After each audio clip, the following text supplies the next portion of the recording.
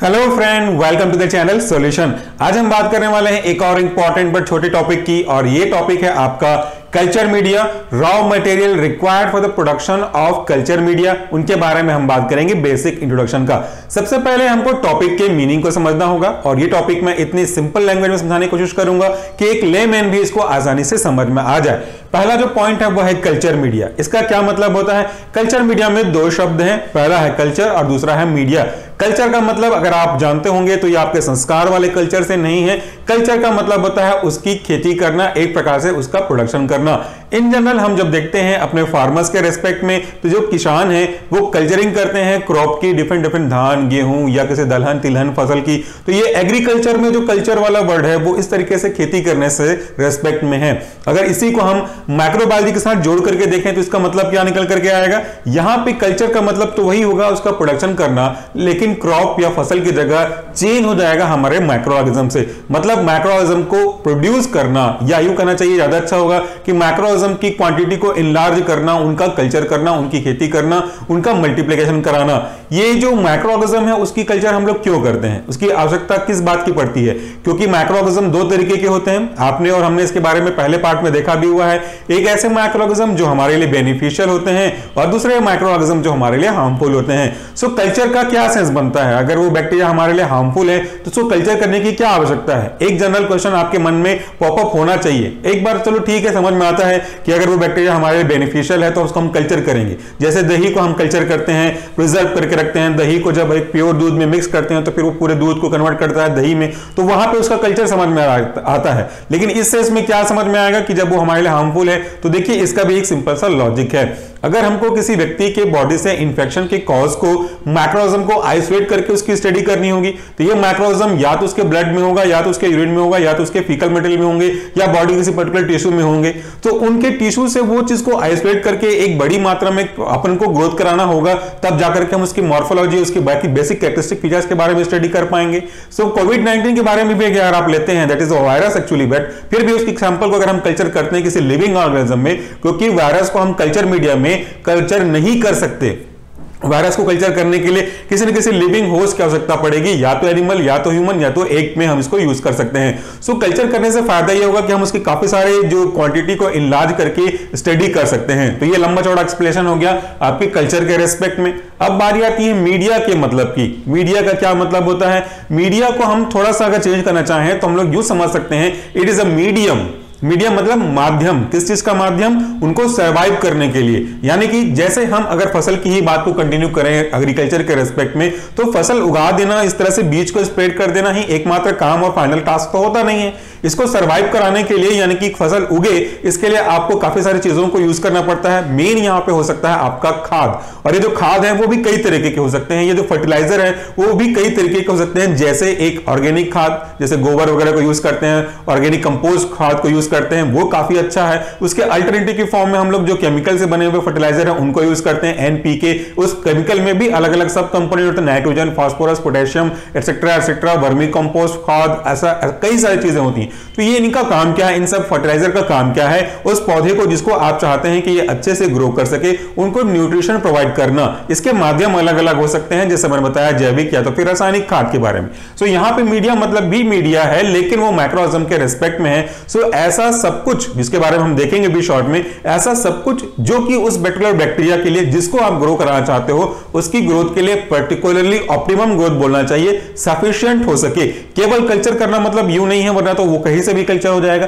Culture के साथ साथ उसके न्यूट्रिशनल रिक्वायरमेंट को इनरिच तरीके से प्रोवाइड करना, जैसा कि पिछले सेक्शन में ही हमने देखा था बेसिक रिक्वायरमेंट के बारे में, तो वो हो गया। कुल मिलाकर के आपका कल्चर मीडिया एक ऐसा माध्यम हो गया जिसको हम लोग यूज करते हैं जब आप किसी पर्टिकुलर टाइप के माइक्रोऑर्गेनिज्म को, एक्सेप्ट वायरस को आप ग्रो कराना चाहते हैं, तब उसको प्रोवाइड करते हैं। वो कंपोनेंट सब मिलाकर के मीडिया कहलाता है, या इसी को साथ में हम कल्चर मीडिया भी बोल सकते हैं। इन जनरल इसको एक ही वर्ड मीडिया से भी रिप्रेजेंट किया जाता है। सो इसके बारे में हम बात करेंगे रॉ मटेरियल की और बेसिक इंट्रोडक्शन की। अब बारी आ जाती है रॉ मटेरियल की। रॉ मटेरियल क्या होता है? रॉ मटेरियल वो सारे मटेरियल हैं जो कि बेसिक इंडिविजुअल इंपॉर्टेंस के होते हैं। यानी कि अगर आपने एक बार किसी पर्टिकुलर ए नाम की चीज को डाल दिया तो उस ए की एक स्पेसिफिक भूमिका होगी, जैसे फॉर एग्जांपल उनके ग्रोथ के लिए रिस्पॉन्सिबल है। सो अगर आप मीडिया में ए को हटा देंगे तो सब कुछ तो होगा, लेकिन ग्रोथ हाइट वाइज जो आपका ए का कैरेक्टरिस्टिक फीचर था वो आपको देखने को नहीं मिलेगा। सो एक इंडिविजुअल कंपोनेंट का अपना एक महत्वपूर्ण पार्ट होता है। जैसे अगर हम घर में खाना बनाते हैं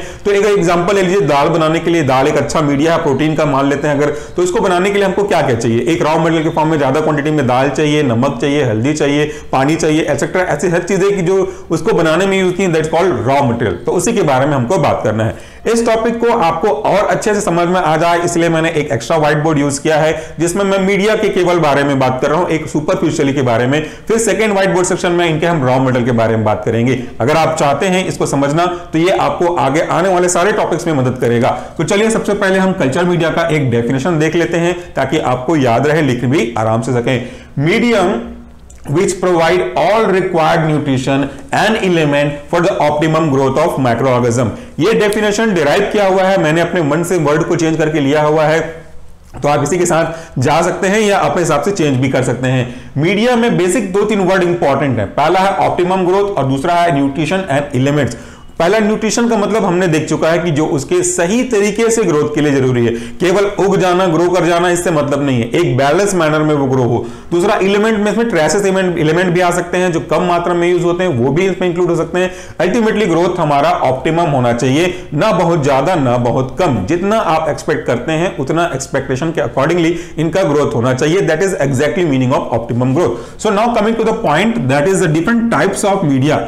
यूं तो मीडिया को हम कई तरीके से depending upon your object, depending upon your proforma हम बाइफरगेट या क्लासिफाई कर सकते हैं, लेकिन हमारे इंटरेस्ट के अकॉर्डिंगली हमने इसको 2 टाइप में क्लासिफाई किया है।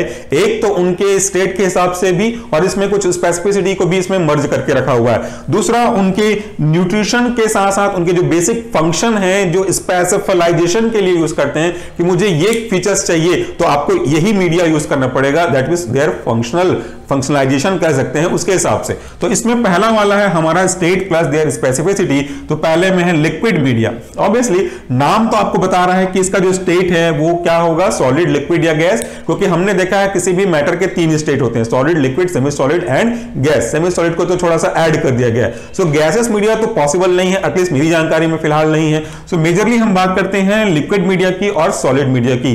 बट सॉलिड मीडिया का मतलब एकदम सॉलिड नहीं होता, इतना हार्ड नहीं होता जैसा कि आपका व्हाइट बोर्ड हो या कोई हार्ड सरफेस हो। That is actually come semi solid, हम इसको समझ सकते हैं। पहले बात करते हैं लिक्विड मीडिया की। अगर ये जो मीडिया आपने प्रिपेयर किया है उसमें हर एक इंग्रेडिएंट, चाहे वो आपका न्यूट्रिशनल बेनिफिट के पॉइंट ऑफ व्यू से लार्ज क्वांटिटी में हो, चाहे वो आपके एलिमेंटल पॉइंट ऑफ व्यू से स्मॉल क्वांटिटी में क्यों ना हो, इन सबको एक प्रॉपर लिक्विड कंटेनिंग सब्सटेंस में मिला दिया जाए, या यूं कहूं कि लिक्विड व्हीकल में मिला दिया जाए, वाटर में मिला दिया जाए, तो वो कहलाएगा आपका लिक्विड मीडिया। इसको यूज करने के पीछे 2 बेसिक रीजन होते हैं, डिटेल पे मैं नहीं जाने वाला हूं। यह है लार्ज वॉल्यूम टेस्टिंग की आवश्यकता अगर हमको होती है, अगर हम किसी की सैंपलिंग को लार्ज क्वांटिटी में चेक करना चाहते हैं तब इस लिक्विड मीडिया को प्रिपेयर करना चाहते हैं। और इसके लिए जो हम सैंपल लेकर के आते हैं वो आपके ब्लड या तो यूरिन से लेकर के आते हैं उस व्यक्ति के में से जहां से उसका हमको एनालिसिस करना होता है।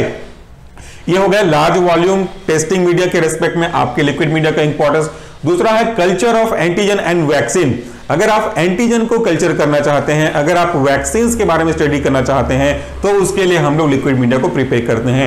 एंटीजन का क्या मतलब होता है, कल्चरिंग ऑफ एंटीजन का मतलब क्या होता है? कल्चर का मतलब यहां के कल्चर से सेम टू सेम है, और एंटीजन का एक सिंपल सा डेफिनेशन है जिसे मैंने अपने हिसाब से चेंज किया हुआ है, वो है anything which can activate the production and activity of your antibody is simply termed as a antigen. तो जो भी वैक्सीन बनाते हैं उसमें कहीं ना कहीं एंटीजन को तो यूज करते ही हैं, एटीन्यूटेड फॉर्म में यूज करते हैं या थोड़ा सा को अलाइव फॉर्म में यूज करते हैं, व्हाटएवर फॉर्म इट इज है तो वो एंटीजन ही। तो उस एंटीजन को एक लार्ज स्केल पे प्रोड्यूस करने के लिए हम लिक्विड मीडिया को यूज करते हैं। और बेसिकली आपने देखा भी होगा, अगर आगे आके पढ़ेंगे, हमने एक वीडियो भी अपलोड किया हुआ है मैक्रोबियल एसे ऑफ विटामिन्स का और मैक्रोबियल एसे ऑफ एंटीबायोटिक्स का। उसके अंदर भी 2 मेथड है, कप प्लेट मेथड है और आपका है टर्बिडिटी मेथड। तो टर्बिडिटी मेथड के लिए हम लोग लिक्विड मीडिया को यूज करते हैं, जबकि कप प्लेट मेथड में एंटीबायोटिक के आसे या उसकी टेस्टिंग करने के लिए हम लोग सेमी सॉलिड या सॉलिड मीडिया को यूज करते हैं, जिसको हम लोग अगार मीडिया बोलते हैं। बोलते हैं। सो ये हो गए दो main purpose by utilising the liquid media. इसके अगर मैं एग्जांपल बताऊं कि इस लिक्विड मीडिया के अंदर किस किस टाइप के मीडिया का कलेक्शन है या कौन कौन से मीडिया यूज होते हैं, तो वह आपका ब्रेन हार्ट इन्फ्यूजन ब्रोथ, यानी कि एक ऐसा धुंधला सा सॉल्यूशन, एक प्रकार से उबला हुआ सॉल्यूशन जैसा दिखने वाला, नॉट उबला हुआ, तो उसमें हम लोग किन चीजों को यूज करते हैं, ब्रेन और हार्ट, किसी भी रेस्पेक्टेड एनिमल के ब्रेन एंड हार्ट पोर्शन को ब्रोथ बना करके, स्लरी बना करके, इस तरीके से एग्जैक्ट वर्ड मुझे समझ में नहीं आ रहा हिंदी के लिए, तो वो हमको प्रिपेयर करते हैं। पेप्टोन वाटर, पेप्टोन को वाटर में मिला दिया जाए एंड न्यूट्रिएंट ब्रोथ मीडिया। तो ये जो आप एग्जांपल देख रहे हैं ये आपके लिक्विड मीडिया के एग्जांपल हैं जिसमें हम उसको टेस्ट ट्यूब में या किसी दूसरे पर्टिकुलर ग्लासवेयर में यूज कर सकते हैं। इसके बाद बारी आती है सॉलिड मीडिया की। तो जैसा मैंने कहा solid does not mean is very hard, इसमें हम लोग अगार को यूज करते हैं जिसकी वजह से जो उसकी विस्कोसिटी है वो बढ़ती है और थोड़ा सा जेलिंग जैसा एजेंट बनने लगता है। तो यहाँ पे जो सॉलिडिटी मेंटेन हो रही है just because of agar only. तो यहाँ पे देखिए distinct colony and morphology can be seen. अगर आप चाहते हैं कि उस मॉर्फोलॉजी को स्टडी करें, जैसा हमने पिछले टॉपिक में पढ़ा हुआ है, अगर आप चाहते हैं कि उसकी कॉलोनी को ऑब्जर्व करें, कॉलोनी मतलब क्या होता है, जैसे मान लेते हैं पूरे इंडिया से, जैसे एग्जांपल से हर एक स्टेट से, इंडिया के हर एक स्टेट से कुछ कुछ व्यक्ति आते हैं और एक पर्टिकुलर जगह में कलेक्ट हो जाते हैं, और वहां पे आने के बाद आपको क्या संभावना लगती है कि वो जब एक कॉलोनी बनाएंगे, एक एक ग्रुप बनाएंगे, तो कैसा ग्रुप होगा? मेरे ख्याल से एक रफ एजम्पशन के हिसाब से, may be this example is not perfect, but मेरे हिसाब से समझाने के लिए क्या है कि जो व्यक्ति जिस जिस स्टेट से आया है लगभग वो कोशिश करेंगे कि उस स्टेट की अलग अलग एक एक लोकेशन हो सके। तो इस तरीके से अलग अलग लोकेशन में वो लोग बढ़ जाएंगे। आपने उनको मिक्स भी कर दिया है किसी प्रोग्राम में पार्टिसिपेट करने के लिए कि हर एक स्टेट से एक एक करके एक ग्रुप बना लीजिए, और जब शाम को सब खत्म हो जाएगा तो वापस से वो अपने अपने टेरिटरी वाले अपने स्टेट के लोकेशन पे चले जाएंगे। तो उनको उनके फीचर्स के हिसाब से अलग अलग क्लासिफाई करके देख पाना, यही कॉलोनी कहलाती है। और अगर ये लिक्विड मीडिया में होता तो सब कुछ तो वो मिक्स हो चुका होता, तो आप उसको देख नहीं पाएंगे। इसलिए हम सॉलिड मीडिया यूज करते हैं ताकि उसके ऊपर कॉलोनी को देखा जा सके। एग्जाम्पल, अगर ये हमारा पेटी डिश है, इसमें मीडिया लगा हुआ है, तो इस तरीके से जो डॉट्स में बना रहा हूं वो एक एक कॉलोनी को रिप्रेजेंट कर रहे हो सकते हैं। तो ये हो गया हमारा एग्जांपल सॉलिड मीडिया का। इसके अंदर रखा जाता है क्या, न्यूट्रिएंट अगार। न्यूट्रिएंट अगार मतलब क्या होता है, ऐसा मीडिया जिसमें न्यूट्रिएंट के लिए सब कुछ रखा हुआ हो, साथ में उसको सॉलिडिफाई करने के लिए अगार को यूज किया गया हो। तो ये जो अगार है इसका कोई स्पेसिफिक न्यूट्रिशन प्रॉपर्टी नहीं होती है, ये केवल उसको सॉलिड बनाने का काम करता है। एग्जांपल की अगर मैं बात करूं तो आपने कई बार अपने घर में हलवा बनाया होगा या फिर कोई ऐसी डिश बनाई होगी जिसमें आपने देखते हैं पहले वो बहुत स्लरी जैसा चिपचिपा होता है, फिर धीरे से जैसे उसको आप छोड़ देते हैं पर्टिकुलर टाइम बिंग के लिए तो वो सॉलिडिफाई हो जाता है। तो जो सूजी का हलवा है बेसिकली वही रिप्रेजेंट कर सकता है एग्जांपल के लिए, नॉट एग्जैक्टली कि वो सॉलिड मीडिया कैसा होता होगा। सो आप सूजी का हलवा बनाइए, उसको एक छोटे से कटोरी पे ट्रांसफर कर दीजिए, कुछ टाइम के लिए रहने दीजिए, आप उसमें पाएंगे कि वो जैसा इसका अपीयरेंस है लगभग इसी तरीके का हमारा सॉलिड मीडिया होता है, लेकिन बिल्कुल भी उसकी जो कंटामिनेशन है वो अवॉइडेबल होते हैं, पूरी तरह से डीकंटामिनेटेड होते हैं। बस उसका एग्जांपल मैंने आपको समझाने के लिए दिया। इसके बाद दूसरा है ब्लड अगार मीडिया, जिसमें हम लोग ब्लड को यूज करते हैं। फिर है हमारा चॉकलेट अगार मीडिया, जिसमें हम चॉकलेट तो यूज नहीं करते हैं, डिफरेंट कंपोनेंट यूज करते हैं, जिसका टेबुलेशन फॉर्म आपको आने वाले समय में मिल जाएगा। तो उसका जो कलर है, उसका जो अपीयरेंस है वो चॉकलेट कैसा दिखता है, that is why this is known as a chocolate agar media. Agar use हुआ है दोनों में, मतलब सॉलिडिफाई करने के लिए यूज कर रहे हैं। एक ऐसा भी मीडिया होगा जिसको आप टेबल में देखेंगे आने वाली वीडियो में, जिसमें हम अगार को यूज नहीं करते, हम लोग पूरी की पूरी एग को यूज करते हैं उसको सॉलिडिफाई करने के लिए। तो इसको जानना है अगर आपको, अगले वीडियो का इंतजार करिएगा, उसमें जरूर इंक्लूड कर दूंगा। नेक्स्ट है simple media. As name indicate it is a very simple media. जैसा मैं एग्जांपल की अगर आपको बात करूं कि आप अपने घर में खाना कैसे खाते हैं, आपके घर का जो खाना है वो बिल्कुल सिंपल होता है, ना बहुत ज्यादा मिर्ची, ना बहुत ज्यादा ऑयल, ना बहुत ज्यादा मसाले। लेकिन अगर आप किसी पार्टी में जाते हैं या किसी आप बड़े रेस्टोरेंट में जाते हैं तो आप देखते हैं कि खाना तो वही है, दाल चावल सब्जी सब कुछ तो वही कहलाएगा, लेकिन उसका जो टेस्ट है या उसका जो कंपोनेंट है बिल्कुल अलग अलग हो सकते हैं। तो यहाँ पे सिंपल का मतलब है जो बेसिक रिक्वायरमेंट को पूरा कर सके, दैट्स इट। बहुत ज्यादा उसमें हाई फाई की आवश्यकता नहीं होगी। सो ये है नॉन न्यूट्रिएंट अगार, यानी कि उसमें न्यूट्रिशनल वैल्यू वाले जो कंपोनेंट है वो नहीं होंगे, केवल अगार होगा ताकि आप उसको बस सॉलिडिफाई कर सको। दूसरा है न्यूट्रिएंट अगार, जिसमें वो बेसिक न्यूट्रिएंट होंगे जो उसकी एक ऑप्टिमम एक नॉर्मल ग्रोथ के लिए सर्वाइव कराने के लिए फॉर शॉर्ट टर्म भी यूजफुल होगी, काफी ज्यादा इनरिच्ड नहीं होगा वो। तो यहां भी ये हो गया हमारा। दूसरा है कॉम्प्लेक्स मीडिया। एज यूजुअल इस नेम इंडिकेट, कॉम्प्लेक्स का मतलब होता है जटिल, जिसकी जो स्ट्रक्चरल एक्टिविटी होगी, यहां पे स्ट्रक्चर से मतलब है हमारे उसके कंपोनेंट के स्ट्रक्चर से है, वो थोड़ी कॉम्प्लेक्स होगी, थोड़ी जटिल होगी और इसमें कई चीजों को यूज किया गया होगा। सो इस कॉम्प्लेक्स मीडिया में बेसिकली हम क्या क्या यूज करते हैं वो देखिए, thiosulphate, citrate, bile, salt, sucrose, agar, ये कॉमन नहीं है, ये सब कुछ एक साथ ही है। इसको हम लोग बोल सकते हैं thiosulphate, citrate, bile, salt, sucrose, agar, ये उनका एक नाम हुआ। आप इनके पहले वर्ड को यूज करके भी इनका एब्रिवेटेड वर्जन बना सकते हैं। आगे बात करते हैं हम, तो देखिए सिंथेटिक और डिफाइंड मीडिया। सिंथेटिक और डिफाइंड मीडिया का मतलब ये होता है, डिफाइंड मतलब फिक्स्ड है कि ये चीजें इस पर्पस को सॉल्व करने के लिए होंगी और उसको स्पेसिफिक मैनर में सिंथेसाइज किया गया होगा। ये देखिए Hanks balance salt solution. Salt solution basically आपको यहां पे एक और चीज को मुझे जोड़ना चाहिए ताकि आप समझ सकें, हालांकि इसका डायरेक्ट रिलेशनशिप इस टॉपिक से नहीं है। आप लोगों ने फार्माकोलॉजी अगर पढ़ा है, अगर आप लोग किसी दूसरे सब्जेक्ट के स्टूडेंट हैं तो आपने फार्माकोलॉजी पढ़ा होगा, but if you are a third semester of B pharmacy तो आपने फार्माकोलॉजी नहीं पढ़ा, नेक्स्ट सेमेस्टर में पढ़ेंगे। बट मैं आपको ब्रीफ करता हूं, ये एक होता है सॉल्ट सॉल्यूशन, जिसको हम लोग वहां पे बोलते हैं physiological salt solution. That means it is a solution of different types of salt, जैसे कि NaCl, KCl, एटसेट्रा एटसेट्रा। इनका एक प्रॉपर ऑप्टिमम प्रॉपर क्वांटिटी में डिफरेंट टाइप्स के अकॉर्डिंगली अलग अलग नाम के हिसाब से अलग अलग इनका परसेंटेज होता है इंग्रेडिएंट का, इनको मिक्स करके एक सॉल्यूशन बनाया जाता है। ऑल्दो दीज आर सॉल्ट, जिनका एक सॉल्यूशन बनाया गया, इसीलिए इनको बोला गया सॉल्ट सॉल्यूशन, जो कि उसकी बॉडी की पूरी जो फिजियोलॉजिकल फंक्शन है उसको शॉर्ट टर्म के लिए मेंटेन करके रखते हैं। तो ये है हैंग्स बैलेंस सॉल्ट सॉल्यूशन, जिनका यूज होता है वायरस के ट्रांसफर के लिए। और यहां पे एक जरूरी चीज यहां पे मैंने हैज मार्क लगाया हुआ है, वायरस के ट्रांसपोर्टेशन के लिए, but that does not mean कि ये वायरस के कल्चर के लिए यूज होता है, क्योंकि मैंने कहा आपको कि वायरस को हम किसी भी आर्टिफिशियल मीडियम में कल्चर नहीं कर सकते। अगर आप बोलेंगे वायरस को मैं इस ब्लड अगार मीडिया के साथ, इस चॉकलेट अगार मीडिया के साथ, इस न्यूट्रिएंट अगार मीडिया के साथ कल्चर करके देखूं, तो ये पॉसिबल नहीं है। आपको वायरस को अगर कल्चर करना है तो आपको लिविंग ऑर्गेनिज्म के यानी कि होस्ट किसी न किसी तरीके से उसको प्रोवाइड करना पड़ेगा। So coming to the next classification, that simple classification is based on their function. इसके बारे में मैं एक्सप्लेन नहीं करने वाला हूं क्योंकि आपके टॉपिक में ये है नहीं, लंबा हो जाएगा। ये अलग अलग है, इनरिच्ड है, यानी कि कुछ स्पेसिफिक चीजों को ऐड कर दिया जाएगा। एड ऑन जिसको हम लोग बोलते हैं, पॉपअप बोलते हैं, जिस तरीके से उछल करके आपकी डिमांड चीजें पूरी होती हैं, या सरल भाषा में बोले तो टॉपिंग्स बोल सकते हैं। जैसे पिज्जा में आप अपने हिसाब से डलवाते हो, ये डलना है तो उसके हिसाब से हम उसको समझ सकते हैं। उसके बाद है इनरिच मीडिया और इनरिचमेंट मीडिया, दोनों अलग अलग हैं, थोड़ा सा अंतर है, समझाऊंगा किसी दिन अगर आया टॉपिक तो। उसके बाद है सेलेक्टिव मीडिया, इंडिकेटर मीडिया के बारे में एक शॉर्ट वीडियो डला हुआ है,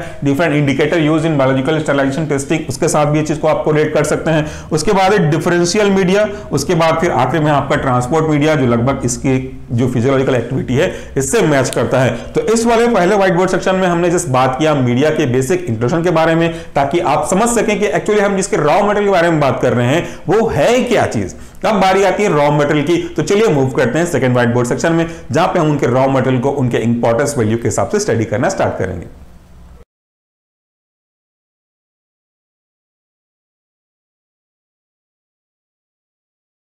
चलिए अब हम बात करने वाले हैं बेसिक रॉ मटेरियल या इंग्रेडिएंट जो कि हमारे मीडिया के प्रिपरेशन के लिए आवश्यक होते हैं। किसी भी मीडिया की प्रिपरेशन में जो रॉ मटेरियल है उनका जो सिलेक्शन है वो इस बात पे डिपेंड करता है कि आप किस तरह का आउटपुट उससे चाहते हैं। आपका एम या आपका ऑब्जेक्टिव क्या है कि आप उस पर्टिकुलर कल्चर मीडिया में किस तरीके के माइक्रोऑर्गेनिज्म को और किस तरीके से उनके ग्रोथ को ऑब्जर्व करना चाहते हैं, उसके हिसाब से जो रॉ मटेरियल है वो थोड़ा सा वेरिएबल हो सकता है। ये जो रॉ मटेरियल हम यहाँ पे देखने वाले हैं वो कॉमन है, बेसिक्स हैं, इनके अलावा हम इसमें और आगे जाकर के एड ऑन कर सकते हैं। तो ये जो रॉ मटेरियल है वो कौन कौन सा है आप देखेंगे, वाटर के बारे में हम पढ़ेंगे, पेप्टोन के बारे में, फिर बात होगी ईस्ट एक्सट्रैक्ट की, उसके बाद दूसरा जो ऑप्शन है रॉ मटेरियल के रूप में वो है मीट का एक्सट्रैक्ट, फिर हम बात करेंगे आखिरी में अगार की। तो इनमें से जो सबसे पहला कंपोनेंट है दैट इज वाटर, ये बहुत ही महत्वपूर्ण है, चाहे वो हमारी बॉडी हो, चाहे वो एनिमल की बॉडी हो, चाहे वो आपके माइक्रोऑर्गेनिज्म का सेल ही क्यों ना हो, हर एक बॉडी का हर एक सेल काफी मात्रा में वाटर का बना हुआ होता है। लगभग रफली 70 to 90% जो उनका वेट मास होता है वो वाटर की वजह से ही है। So water is a very important constituent in the preparation of media. ये जो वाटर के सोर्स हैं वो अलग अलग तरीके से हो सकते हैं। मुख्य रूप से हम 3 सोर्स को यूज कर सकते हैं। पहला होगा आपका टैप वाटर, दूसरा है प्योर वाटर या इसी को प्यूरिफाइड वाटर बोलते हैं, और तीसरा होता है आपका डिस्टिल्ड वाटर। तो इन 3 तरीके के वाटर को सोर्स को यूज करने के पीछे का जो लॉजिक है वो क्या कहता है, वो बहुत ही सिंपल सा लॉजिक है। अगर आप उस मीडिया में कोई खास ध्यान नहीं देना चाहते हैं, जो ट्रेस एलिमेंट हैं उनको टैप वाटर के थ्रू अलाउ करना चाहते हैं, then you have to go for the tap water. लेकिन अगर आप चाहते हैं कि इंप्योरिटीज को या अनवांटेड एलिमेंट्स को थोड़ा सा रेस्ट्रिक्ट कर दिया जाए तो उसकी जगह आप प्योर वाटर को यूज करेंगे। और अगर आपका जो एक्सपेरिमेंट है या ऑनगोइंग प्रैक्टिकल है वो सोफिस्टिकेटेड है, रेस्ट्रिक्टेड है, एकदम स्ट्रिक्टली आपको प्रोहिबिटेड है, तो आपको डिस्टिल्ड वाटर को यूज करना चाहिए। वाटर का सोर्स भले ही कोई सा भी क्यों ना हो, लेकिन वाटर की इंपॉर्टेंस बहुत ही ज्यादा होती है, क्योंकि आने वाले समय में हम peptone, yeast extract, meat extract को या फिर अगार अगार को डिसॉल्व किसमें करेंगे। सो एज अ व्हीकल ये भी महत्वपूर्ण हो गया। दूसरा, जैसा कि हमने कहा कि आपके सेल का काफी पोर्शन वाटर से बना हुआ है, तो जब कभी भी मीडिया में हम न्यूट्रिएंट को डिसॉल्व करते हैं तो ये न्यूट्रिएंट जो डिसॉल्व हुआ है वो इसी वाटर की मदद से फ्लो या तो फिर सर्कुलेट होता है। तो यहां पे हमारा जो वाटर है वो व्हीकल के रूप में, व्हीकल के साथ साथ कहना चाहिए कि न्यूट्रिएंट के फ्लो में मदद करने वाले एजेंट के रूप में काम करता है। यहां पे एक और महत्वपूर्ण बात क्या है, जो एक बहुत जरूरी चीज है, देखिए, all enzymatically controlled chemical reaction occur within the cell in the presence of water. चूंकि सेल है, चाहे वो बैक्टीरिया का हो या किसी भी एनिमल का ही क्यों ना हो, हमारा ही क्यों ना हो, इस सेल में कई तरह की एंजाइमेटिक एक्टिविटी होती रहेंगी, कैटालिटिक एक्टिविटी होती रहेंगी। एक फर्दर प्रोसेस का दूसरे प्रोडक्ट में कन्वर्ट होना, वापस से उस प्रोडक्ट का रिटर्न से उसी प्रोडक्ट में कन्वर्ट होना, ऐसे कई सारी एक्टिविटी है जो कि एंजाइम के द्वारा कंट्रोल या रेगुलेट किए जा रहे होंगे। तो उस एंजाइम की एक्टिविटी को पूरा हो सकने के लिए, पूरा होने देने के लिए हमको वाटर की आवश्यकता होगी।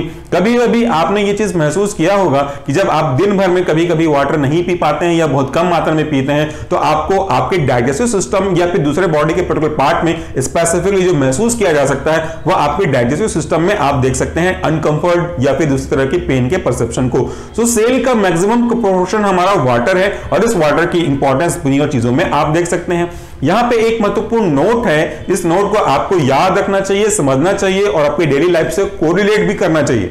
ये नोट क्या कहता है, अगर हमने डिस्टिल्ड वाटर को प्रिपेयर किया है तो आपकी लैबोरेटरी में, आपके कॉलेज के लैबोरेटरी में डिस्टिल्ड वाटर की यूनिट तो पक्का से होगा। मोस्ट ऑफ द केस में स्टेनलेस स्टील के डिस्टिलरी को हम यूज करते हैं। अगर वो डिस्टिलरी या जिसमें हम बात कर रहे हैं डिस्टिल्ड वाटर बनाने की यूनिट की, वो अगर कॉपर का बना हुआ है तो उसे आप यूज नहीं कर सकते मीडिया के प्रिपरेशन के लिए। या कोई ऐसा पानी जिसको आपने कॉपर के बर्तन पे रखा हुआ है, तांबे के बर्तन में रखा हुआ है, तो उसको आप मीडिया की प्रिपरेशन के लिए यूज नहीं कर सकते। लॉजिक क्या है, क्या कॉमन सेंस है, क्या कारण है इसके पीछे, एक सिंपल सी लाइफ का एग्जांपल ले लीजिए। आजकल के आपके टीवी में काफी सारे एड्स आ रहे हैं, इसमें आपके आरओ के जो वाटर प्यूरिफायर होते हैं उसमें यह दिखाया जा रहा है कि उनका जो कंटेनर है, उनका जो स्टोरेज है वो कॉपर से बनाया जा रहा है, ताकि आपकी इम्यूनिटी को बूस्ट किया जा सके, ताकि उस वाटर में गलती से भी कोई मैक्रोऑर्गेनिज्म अगर आ गए हैं तो उस मैक्रोऑर्गेनिज्म की ग्रोथ को स्टॉप किया जा सके, इनहिबिट किया जा सके, कंट्रोल किया जा सके, ताकि आप हेल्दी रहें। कुल मिलाकर के इसको इम्यूनोलॉजिकल रिस्पांस के तौर से जोड़ा जा रहा है। प्लस आपने अगर घर में देखा है तो कॉपर के बर्तन में आप ओवरनाइट पानी भी रखते हैं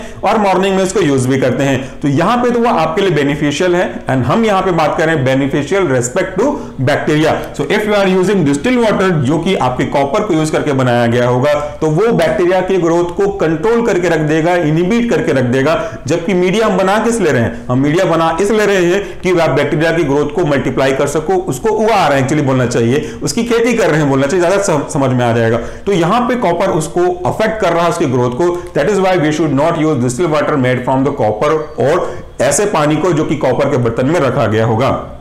इसके बाद हमारा जो अगला कंपोनेंट है, रॉ मटेरियल है मीडिया के प्रिपरेशन में, वो एक महत्वपूर्ण कंपोनेंट में से एक है जो है पेप्टोन। पेप्टोन बेसिकली एक सेमी डाइजेस्टेड या यूं बोलना कि कॉम्प्लेक्स मिक्सचर हो सकता है पार्शियली डाइजेस्टेड प्रोटीन का।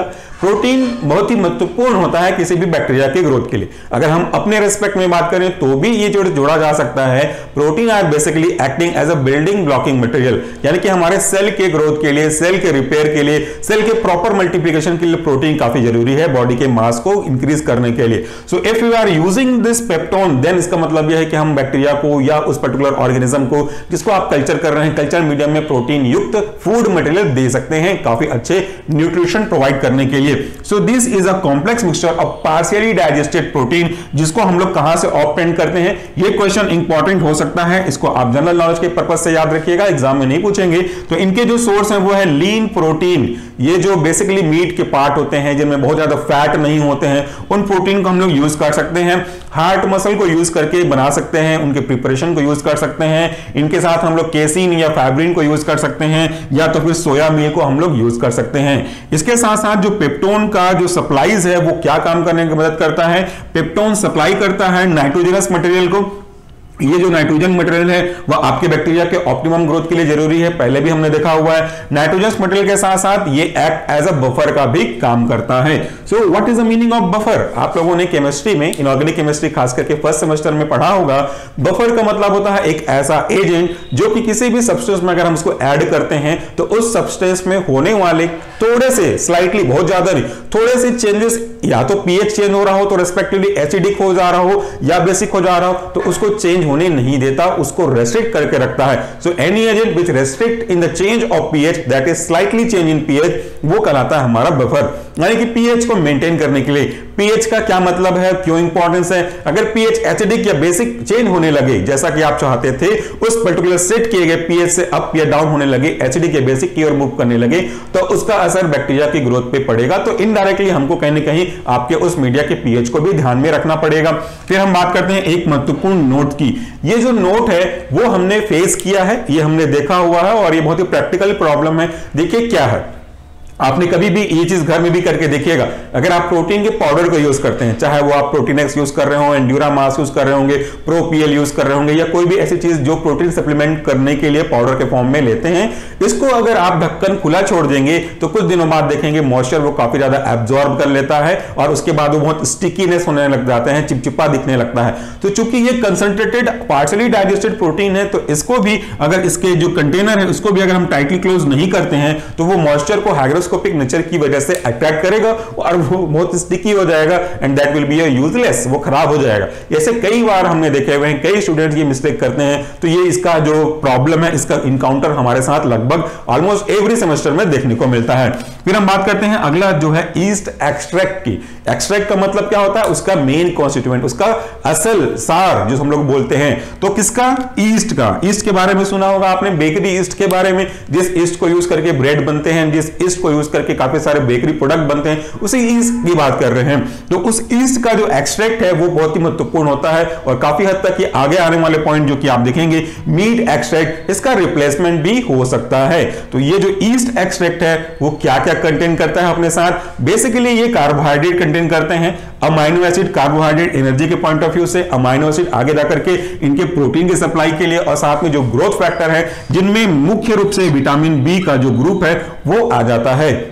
तो इनको मेन सोर्स ऑफ विटामिन के रूप में यूज कर सकते हैं, और जैसा मैंने कहा, these are substitute for the meat extract. अब दूसरी और मजेदार चीज, अगर आप ये देखना चाहते हैं कि ईस्ट कैसे फर्मेंटेशन करता है, ईस्ट के जो ग्रैन्यूल्स हैं वो दिखते कैसे हैं, तो आपको इसी चैनल में मिल जाएगा फर्मेंटेशन प्रोसेस। वो आप सर्च करेंगे तो आपको आसानी से बलून के एक्सप्लेनेशन के साथ दिखेगा। उसका प्रोसीजर का कंफर्मेशन टेस्ट भी देखना चाहेंगे लाइम वाटर से, तो वो भी आपको मिलेगा। So each and everything which is useful for you वो हमने पहले से अपलोड कर दिया है। सब आप ही का चैनल है, आप ही के लिए है। अगर आपको देखेंगे नहीं तो बनाने का कोई फायदा नहीं होगा, प्लीज उसको एक बार देख लीजिएगा।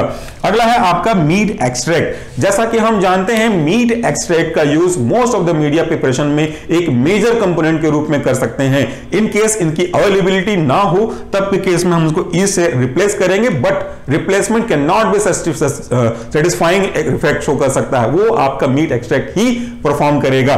सो मीट एक्सट्रैक्ट कैसे प्रिपेयर करते हैं? These are prepared from the fresh lean meat. ऐसे मीट के टुकड़े को लेते हैं जिसमें काफी ज्यादा फैट ना हो, एक एवरेज कंटेंट में हो, उसको हम लोग हीट करते हैं हॉट वाटर के साथ। तो एक एग्जांपल के लिए अगर आप समझना चाहें तो इसको इस तरीके से समझा जा सकता है, आटे की लोई अगर आप लीजिएगा, मैं आपको सिर्फ समझाने के लिए बता रहा हूं, मीट के साथ ऐसा कर सकते हैं अगर आप नॉनवेज यूज करते हैं तो। अदरवाइज आप एक आटे की लोई लीजिएगा, उसको काफी अच्छे से मसलने के बाद इसको बॉइल्ड वाटर में रखिएगा और उसको रखने के बाद अगर आप उसको देखेंगे कि उसका जो सॉल्यूशन है वो कैसा दिख रहा है, प्लस उसको वॉश बार बार आपको कंटिन्यूअसली वॉश करते जाना है, वॉश करते जाना है जब तक कि उसका ग्लूटेन वॉश आउट नहीं हो जाता, आप उसको देख सकते हैं। और इसका जो प्रैक्टिकल है आइसोलेशन ऑफ ग्लूटेन या separation of gluten from wheat flour, ये भी हमारे चैनल पे अपलोडेड है, जिसके बारे में काफी सारे लोगों ने ये कहा कि आपके आटा में प्लास्टिक है, जैसा कुछ भी नहीं होता। वो आप वीडियो देख लीजिए, समझ में आ जाएगा आपको। तो यहां पे हम मीट एक्सट्रैक्ट की बात करते हैं, तो इनकी एक्सट्रैक्शन का जो यूज है फिल्टर करने के बाद वो मीडिया के काफी अच्छे एनरिचमेंट करने के लिए करते हैं। आगे देखिए, इट कंटेंट, ये जो मीट का एक्सट्रैक्ट है वो क्या क्या कंटेंट करता है। इट कंटेंट जिलेटिन, जिसका यूज बेसिकली कैप्सूल बनाने में करते हैं। जिलेटिन के साथ peptone, because it is also a source of protein. Protein के साथ साथ हम देख ही रहे हैं अमाइनो एसिड्स में पाया जाएगा, जो कि एक स्टार्टिंग मटेरियल होगा प्रोटीन के निर्माण करने के लिए, बनाने के लिए। इसके बाद केराटिन और केराटिनिन भी पाया जाएंगे, प्यूरिन भी पाया जाएगा, मिनरल सॉल्ट भी पाया जाएंगे, कार्बोहाइड्रेट भी पाया जाएगा, different types of growth factor भी पाए जाएंगे। इनमें से दो के नाम में यहां पे लिखे हैं, थायमीन है, निकोटिनिक एसिड है ये, और इसके अलावा भी कुछ इंपॉर्टेंट ग्रोथ फैक्टर पाए जाएंगे। फिर मैं आखिरी में आता हूं आपके अगार अगार पे, ये बहुत ही महत्वपूर्ण है लेकिन छोटा सा पार्ट इसको मैंने यहां पे रखा हुआ है। अगार अगार के पास अपनी कोई न्यूट्रिशनल वैल्यू नहीं होती, this point should be remember. Basically कोई खास न्यूट्रिशन वैल्यू नहीं होती, जो कि बहुत ज्यादा महत्वपूर्ण पार्ट प्ले नहीं करेगा न्यूट्रिशन के पॉइंट ऑफ व्यू से, लेकिन इसका जो काम है वो आपके मीडिया को सॉलिड बनाने में कर सकते हैं। यूं बोलना भी सही रहेगा कि लगभग सेमी सॉलिड बनाने का काम करते हैं, सॉलिडिफाइंग एजेंट का करने का काम करते हैं। ये भी महत्वपूर्ण है क्योंकि ये जो है एक प्रकार से शैवाल से डिराइव किए जाते हैं और विस्कस इन नेचर होते हैं। अगर आप इसका प्रैक्टिकल करना चाहते हैं तो आप कहीं भी इसको मार्केट से परचेस करके यूज करके देख सकते हैं। अगार अगार का पाउडर आता है, इसको थोड़े से पानी में आप मिला करके रखिएगा, गर्म करने के बाद डिसॉल्व करके ठंडा करिएगा, आपको दिखेगा कि वो जमा हुआ आपको नजर आने लगेगा। आने वाले समय में कोशिश करूंगा इसको बना करके आपको दिखा दूं। सो ये जो अगार अगार है बेसिकली सॉलिडिफाइंग एजेंट करने का काम करता है। अगर आप लिक्विड मीडिया के बारे में बात कर रहे हैं, जैसा कि पहले सेक्शन में बात किया था, तो उस पूरे मीडिया में कहीं भी अगार को यूज नहीं करेंगे। लेकिन अगर आप बात करते हैं सॉलिड मीडिया की, तो उसमें अगार अगार यूज करेंगे। एक मीडिया ऐसा है जिसके बारे में वीडियो आपको मिलेगा, उसमें हम अगार अगार की जगह अंडे को, एग के पूरे पार्ट को as a solidifying agent use करते हैं। अगला जो इसका इंपॉर्टेंट रोल है वो है resistance to micro organism action. जो माइक्रो ऑर्गेनिज्म के एक्शन पे इसका कोई असर नहीं है। हम ये कह रहे हैं कि माइक्रो ऑर्गेनिज्म का माने कि माइक्रोऑर्गेनिज्म की डिफरेंट एक्टिविटी का इस अगार पे कोई असर आपको देखने को नहीं मिलेगा। It is resistance to the action of microorganism on itself. उसके बाद ये जो मेल्ट हो जाता है वो 95 डिग्री सेंटीग्रेड पे मेल्ट होगा, लेकिन ठंडा जो होता है जिसको सॉलिडिफाइंग बोलते हैं वो 40 डिग्री सेंटीग्रेड या उससे नीचे पे आकर के सॉलिडिफाइंग एजेंट का काम कर जाता है, और तब तक ये रहेगा जब तक आप टेंपरेचर इसका इंक्रीज नहीं करते हैं। इंक्रीज करने पे इसकी विस्कोसिटी थोड़ी सी पतली होती जाएगी और वो सॉलिड से थोड़ा सा लिक्विड की ओर मूव करने लगेगा। तो ये रहे हमारे मेन कंपोनेंट जिनका रॉ मटेरियल के रूप में मीडिया के प्रिपरेशन में यूज करते हैं। इनको समझना बहुत आसान है, होमवर्क नोट कर लीजिए आप। आपका होमवर्क है, आपके घर में कोई भी चीज जब बनती है फूड में, उस फूड में यूज होने वाले, चाहे वो रोटी हो, चाहे वो दाल हो, चाहे वो सब्जी हो, चाहे वो कोई स्वीट डिश हो, या कोई भी ऐसी डिश क्यों ना हो, चावल को छोड़ करके उसमें कुछ होता ही नहीं, तो उसमें क्या क्या इंग्रेडिएंट यूज होते हैं उनके आप लिस्ट बना लीजिए। उन ईच एंड एवरी इंग्रेडिएंट का क्या क्या योगदान है, इंपॉर्टेंस है, वो नोट कर लीजिए। और उस पूरे डिश में अगर मैं किसी भी रैंडमली एक एक इंग्रेडिएंट को हटाते जाऊं, गायब करते जाऊं, तो उससे आपके डिश पे क्या असर पड़ेगा वो देखिए। यानी कि एग्जांपल की बात करूं तो अगर सब्जी में नमक हटा दें तो क्या असर पड़ेगा, सब्जी में अगर हल्दी हटा दें तो क्या फर्क पड़ेगा, गुलाब जामुन में शक्कर हटा दें तो क्या फर्क पड़ेगा, अगर ऐसा पॉसिबल है तो इस चीज को आप नोट करके रखिएगा। ये आपके होमवर्क के लिए है, इसको सबमिट नहीं करना है। ये बेसिक ग्रुप आपको बताएगा कि कैसे तैयारी करनी होती है किसी भी टॉपिक के। So friend, that's it for the day. Thank you very much for watching this video. इसके पहले व्हाइट बोर्ड सेक्शन का अभी का स्क्रीनशॉट लेना चाहते हैं तो थोड़ी देर में मैं यहां से हट जाऊंगा, आप दोनों का स्क्रीनशॉट ले सकते हैं। थैंक यू अगेन, अपना फीडबैक जरूर दीजिएगा। नमस्कार, टेक केयर।